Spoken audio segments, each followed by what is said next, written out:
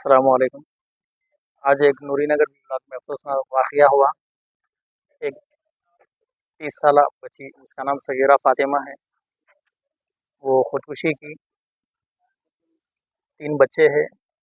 शौहर बशीर अहमद के साथ कई बरस से उनका जो है घरेलू तनाज़ा चल रहा था।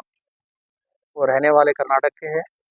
कर्नाटक में भी बोलते सो उनका केस चल रहा था और यहाँ पे हैदराबाद में भी। आज दोनों के बीच अनबन हुई मगरिब के बाद। शौहर झगड़ा करके जाने के बाद में बच्ची जो है खुदकुशी कर ली। ये पहली बार ऐसा केस होता है? नहीं, ये सुने में ही आया है कि उनके वालदा का कहना है कि मुसलसिल जो है शौहर की हरासानी थी बच्ची पे।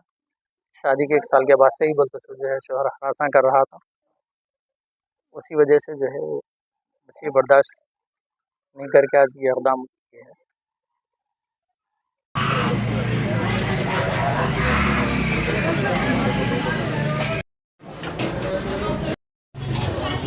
अकबर भाई अंदर से